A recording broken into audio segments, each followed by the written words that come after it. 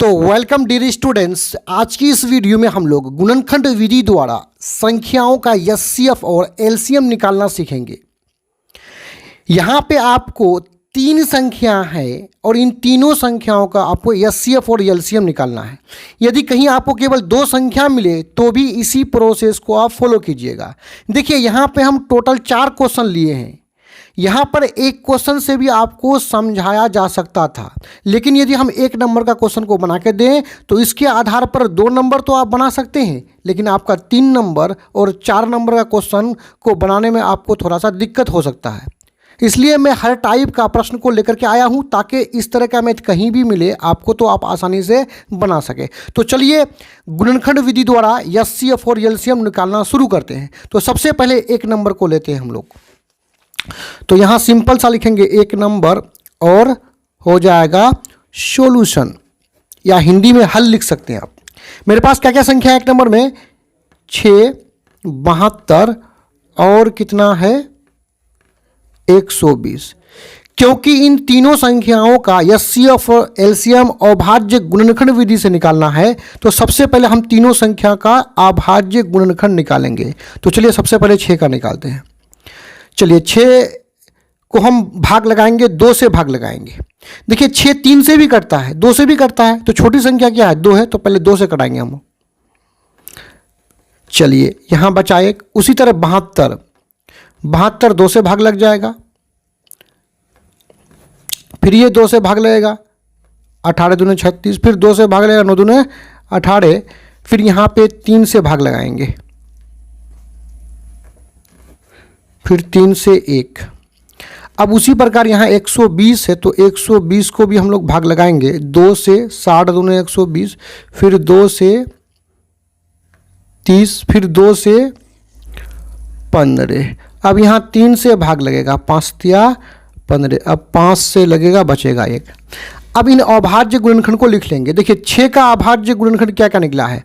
2 गुना 3। और यहाँ पे जो 1 है, 1 को अभाज्य गुणनखंड में शामिल नहीं करते हैं। और 72 का अभाज्य गुणनखंड क्या है? देखिए थोड़ा यहाँ ध्यान से समझिएगा।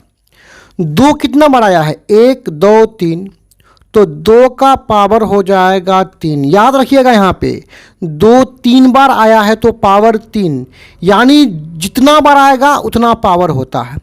अब यदि 3 की बात करें तो 3 कितना बार? 1 बार 2 बार, तो पावर 2। उसी प्रकार 120 को देखिए, 120 में 2 कितना बार? 1 2 3 बार, तो पावर 3 गुना करेंगे, और 3 एक ही बार है और 5 भी एक ही बार है। अब आइए यहाँ से देखते हुए हम एचसीएफ पहले निकाल लेते हैं। देखिए एचसीएफ क्या होगा। एचसीएफ निकालने के लिए आपको कॉमन संख्या ढूंढना है। कॉमन मतलब वह संख्या जो तीनों के अभाज्य गुणनखंड में शामिल हो। तो देखिए यहाँ 2 है, इसके भी गुणनखंड में 2 है, इसके भी गुणनखंड में 2 है, इन तीनों के गुणनखंड में 2 है, तो 2 कॉमन है।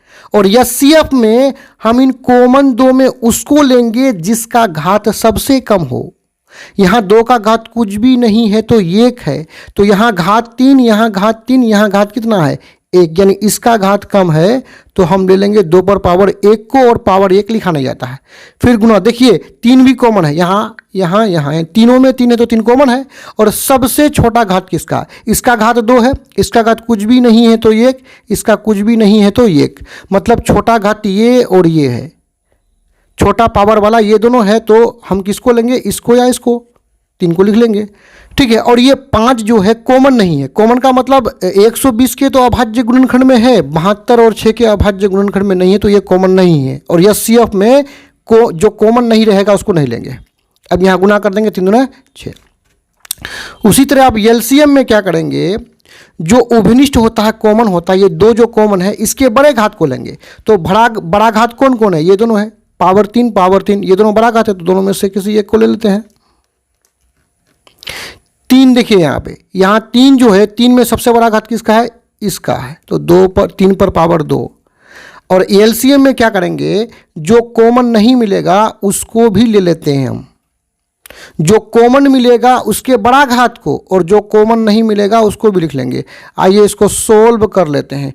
2 पर पावर 3 मतलब 2 दूने 4 दूना 8, 3 पर पावर 2 मतलब 3 तिया 9 गुना 5। यहाँ पे हम गुना करेंगे तो हमें प्राप्त हो जाएगा 360।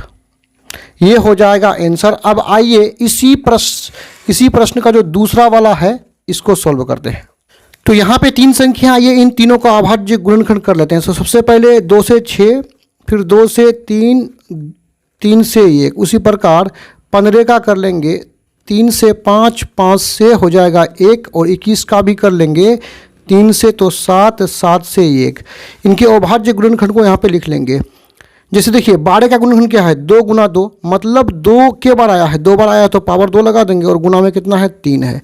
उसी प्रकार 15 का कितना है 3 गुना 5, और 21 का है 3 गुना 7। अब एचसीएफ क्या होगा, देखिए एचसीएफ के लिए आपको उभयनिष्ठ ढूंढना पड़ेगा। तो 3 इसमें है, इसमें है, इसमें है, 3 उभयनिष्ठ है, और इसमें से सबसे बड़ा घात किसका, देखिए इसका भी घात 1 है, इसका भी घात 1 है, इसका भी घात 1 है, तो तीनों का घात बराबर है, तीनों का पावर बराबर है, तो तीनों बराबर हो गया, कोई बड़ा छोटा है नहीं, तो 3 को लिख लेंगे। अब कोई भी संख्या उभयनिष्ठ नहीं है, कॉमन नहीं है, मतलब 2 इसमें है तो बाकी सब में नहीं है, 5 इसमें है तो बाकी सब में नहीं है, 7 इसमें है तो और किसी के गुणनखंड में नहीं है, तो और किसी सबको छोड़ देंगे। बाकी एलसीएम में हम क्या करते हैं, देखिए यहाँ पे 2 पर पावर 2 है, देखिए 2 यहाँ पर तो है लेकिन किसी अन्य के गुणनखंड में नहीं है, तो 2 को भी ले लेते हैं हम, और 3 उभयनिष्ठ है तो सबसे बड़ा घात को लेंगे। अब तीनों का घात यानी पावर 1 है, मतलब तीनों बराबर है तो केवल 3 को लिख लेंगे। 5 उभयनिष्ठ नहीं है, मतलब इसमें है और किसी में नहीं, तो भी लिख लेंगे एलसीएम में, और 7 को भी लिख लेंगे। देखिए एचसीएफ में केवल उभयनिष्ठ जो होता है, कॉमन जो होता है, उसके छोटे घात को, और एलसीएम में बड़े घात को, साथ में जो नहीं मिलेगा उभयनिष्ठ उसको भी ले लेना है।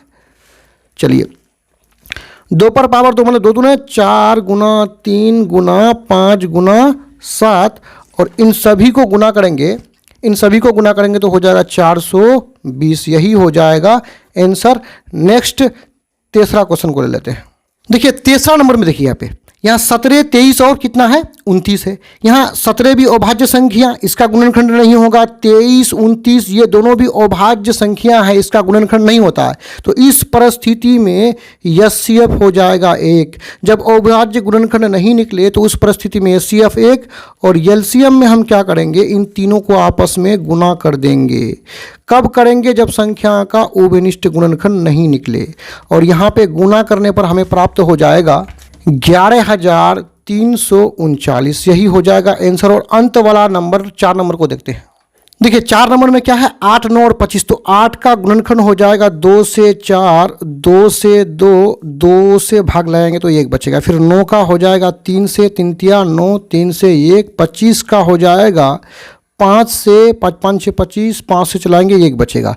इसका मतलब 8 का अभाज्य गुणनखंड क्या हो गया, 2 तो लिखेंगे, और 2 के बार आया है 1, 2, 3 बार तो पावर 3।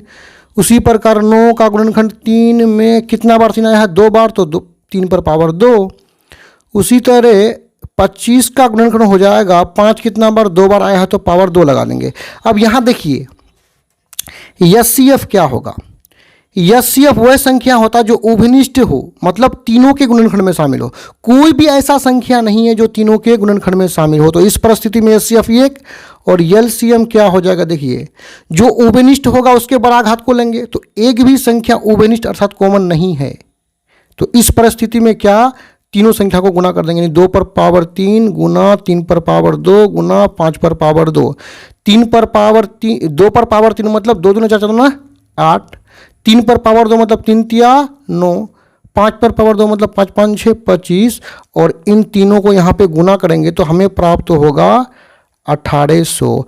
एचसीएफ 1 हुआ और एलसीएम 1800, यही हो जाएगा आंसर। यदि वीडियो आपके हेल्पफुल लगा हो तो चैनल को सब्सक्राइब करके बेल आइकन को जरूर दबा लें।